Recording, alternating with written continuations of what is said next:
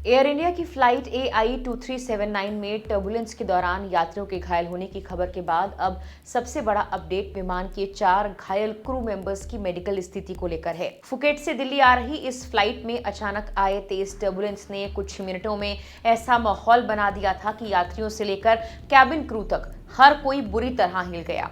कुल 17 लोग घायल हुए थे, जिनमें 13 यात्री और 4 कैबिन क्रू मेंबर्स शामिल थे।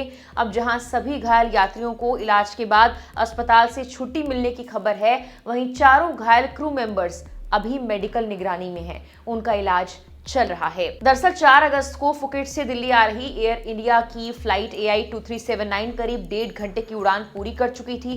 विमान में करीब 137 यात्री और 8 क्रू मेंबर्स मौजूद थे। उड़ान के दौरान अचानक विमान को तेज टर्बुलेंस का सामना करना पड़ा। केंद्रीय नागरिक उड्डयन मंत्री के राम मोहन नायडू ने यह बताया कि टर्बुलेंस करीब 4 से 5 मिनट तक जारी रहा। ये 4-5 मिनट विमान में मौजूद लोगों के लिए बेहद मुश्किल थे। विमान के अंदर बैठे कई यात्री अपनी सीटों से उछल गए, कुछ लोग ऊपर जाकर छत से टकराए और कई यात्रियों को चोटें आई। लेकिन इस पूरे घटनाक्रम में एक खास बात यह रही कि खुद घायल होने के बावजूद कैबिन क्रू ने यात्रियों की मदद करना जारी रखा। अब इन चारों क्रू मेंबर्स की हालत को एक एक करके समझते हैं। रिपोर्ट्स के मुताबिक फोर्टिस अस्पताल वसंत कुंज में भर्ती 22 साल के सलीम की MRI जांच में रीढ़ की L1 हड्डी में करीब 25% दबाव वाला फ्रैक्चर पाया गया है। इसके अलावा L2 हड्डी में हल्का कंप्रेशन भी मिला है। हालांकि राहत की बात यह है कि सलीम पूरी तरह होश में है। डॉक्टर्स ने उन्हें फिलहाल टेलर ब्रेस पहनने की सलाह दी और उनका इलाज चल रहा है। यानी चोट रीढ़ की हड्डी में है, लेकिन इस वक्त उनकी हालत को लेकर डॉक्टर्स निगरानी में इलाज कर रहे हैं। दूसरी घायल क्रू मेंबर है 28 साल की चिक्की सुरेंद्र सिंह। उनकी जांच में L2 स्पाइन के पिछले हिस्से में बिना खिसका हुआ फ्रैक्चर यानी अनडिस्प्लेस्ड फ्रैक्चर मिला है। इसके साथ में पेट में दर्द और शौच न होने की शिकायत भी है। डॉक्टर्स ने उन्हें अल्ट्रासाउंड कराने की सलाह दी और सर्जरी विभाग से भी राय ली जा रही है। उन्हें फिलहाल इलास्टिक बेल्ट लगाने की सलाह दी गई है। उनकी चोट को देखते हुए डॉक्टर उनकी स्थिति पर नजर बनाए हुए हैं और आगे जांच के आधार पर इलाज तय किया जा रहा है। तीसरी क्रू मेंबर है 27 साल की मानसी। उन्हें कमर और गर्दन में चोट लगी है। उनकी जांच के दौरान ब्रेन और स्पाइन का CT स्कैन कराया गया है। अभी राहत की बात यह है कि स्कैन में कोई गंभीर समस्या सामने नहीं आई। एक्सरे में किसी गंभीर हड्डी की चोट का पता नहीं चला है। हालांकि उन्हें बाएं पैर की एड़ी में दर्द की शिकायत है, जिसके बाद उनका एक्सरे कराया गया, लेकिन उसमें कोई गंभीर समस्या नहीं मिली। यानी मानसी की स्थिति में फिलहाल गंभीर चोट की बात सामने नहीं आई, लेकिन उन्हें मेडिकल ऑब्जर्वेशन में रखा गया है ताकि किसी अंदरूनी चोट या बाद में सामने आने वाली समस्या को नजरअंदाज न किया जाए। चौथी क्रू मेंबर 33 साल की तान्या। उनकी मेडिकल जांच में गर्दन की C5 वर्टेब्रा के ट्रांसवर्स हिस्से में फ्रैक्चर पाया गया है। उन्हें चक्कर आने की शिकायत हो रही है। इसी वजह से डॉक्टर ने न्यूरोलॉजी विशेषज्ञ सलाह ली और MRI ब्रेन कराने की योजना बनाई गई है। फिलहाल तान्या की हालत स्थिर बताई जा रही है। उन्हें सर्वाइकल कॉलर और आइस पैक के साथ इलाज दिया जा रहा है और डॉक्टर्स की टीम भी लगातार उनकी स्थिति की निगरानी कर रही है। उपलब्ध मेडिकल अपडेट के मुताबिक उन्हें गुरुवार को अस्पताल से छुट्टी देने की तैयारी है, अगर उनकी स्थिति इस तरह ही स्थिर रहती है तो। यानी चारों क्रू मेंबर्स की चोटें अलग अलग तरह की है। किसी को रीढ़ में फ्रैक्चर है, किसी की गर्दन में चोट है, किसी को कमर और गर्दन में चोट लगी है, तो किसी को पेट से जुड़ी परेशानी का सामना करना पड़ रहा है। लेकिन इन सभी के बारे में एक अहम बात यह है कि वो डॉक्टर्स की ऑब्जर्वेशन में है और इलाज चल रहा है। वहीं 13 घायल यात्रियों को इलाज के बाद अस्पताल से छुट्टी दी जा चुकी है। एयर इंडिया के मुताबिक सभी प्रभावित यात्रियों को जरूरी मेडिकल सहायता उपलब्ध कराई गई और एयरलाइन की टीमें अस्पतालों में मौजूद रही।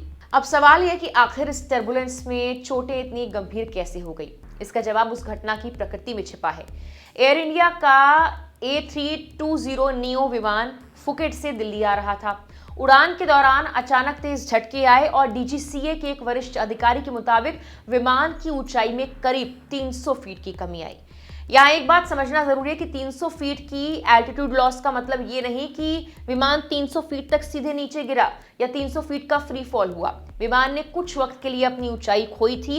इसी दौरान अगर कोई यात्री या क्रू मेंबर सीट से बंधा ना हो तो वो अचानक ऊपर उठकर छत से टकरा सकता है और फिर नीचे गिर सकता है। और यही वजह है कि इस घटना में सबसे ज्यादा चोटें लोगों के शरीर के अलग अलग हिस्सों में लगी।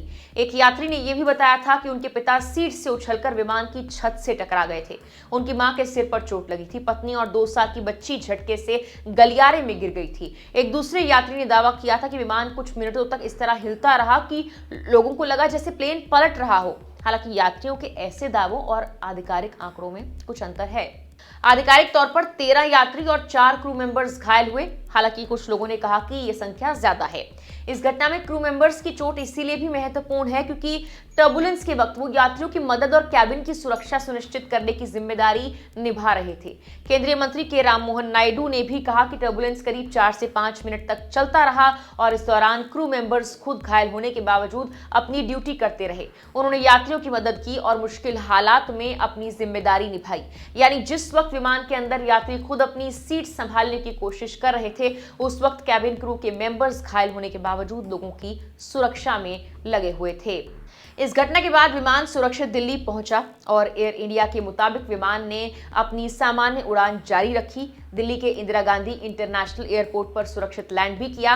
लैंडिंग के बाद घायलों को तुरंत मेडिकल सहायता दी गई। फोर्टिस अस्पताल वसंत कुंज में यात्रियों और क्रू मेंबर्स की जांच की गई और जरूरत के मुताबिक सिटी स्कैन, MRI और एक्सरे जैसे टेस्ट कराए गए। अस्पताल में मेडिकल रिस्पॉन्स को कोऑर्डिनेट करने के लिए कोड येलो भी एक्टिव किया गया था।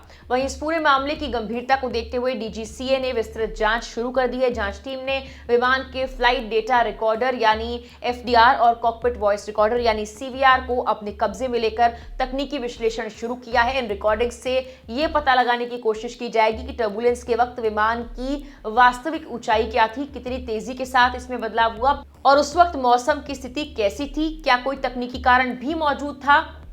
शुरुआती जानकारी में विमान किसी भी तकनीकी खराबी की बात सामने नहीं आई है, लेकिन अंतिम तस्वीर जांच पूरी होने के बाद ही साफ होगी। इस पूरी घटना से एक बहुत बड़ी सीख भी सामने आती है। टर्बुलेंस को हमेशा सिर्फ विमान के हिलने डुलने के तौर पर नहीं देखना चाहिए। तेज टर्बुलेंस में सबसे बड़ा खतरा अक्सर विमान के गिरने से ज्यादा सीट से उछलकर किसी यात्री या क्रू मेंबर के चोटिल होने का होता है। यही वजह है कि विमान में सीट बेल्ट साइन बंद होने के बावजूद यात्रियों को संभव हो तो सीट बेल्ट लगाए रखने की सलाह दी जाती है। और शायद इस घटना में घायल 4 क्रू मेंबर्स की कहानी इसी बात को और ज्यादा गंभीर बना देती है। सलीम, चिक्की, मानसी और तान्या चारों उस वक्त अपनी ड्यूटी पर थे। अचानक आए झटकों ने उन्हें घायल कर दिया, लेकिन उन्होंने उस मुश्किल परिस्थिति में भी यात्रियों की सहायता करना जारी रखा। आज वो अस्पताल में हैं, इलाज चल रहा है, लेकिन उनके मेडिकल अपडेट से एक बात साफ है कि हादसे का असर सिर्फ विमान में बैठे यात्रियों तक सीमित नहीं था। इस टर्बुलेंस ने उन लोगों को भी चोट पहुंचाई जो उसी वक्त बाकी यात्रियों की सुरक्षा की जिम्मेदारी संभाल रहे थे। फिलहाल के लिए इस वीडियो में इतना ही।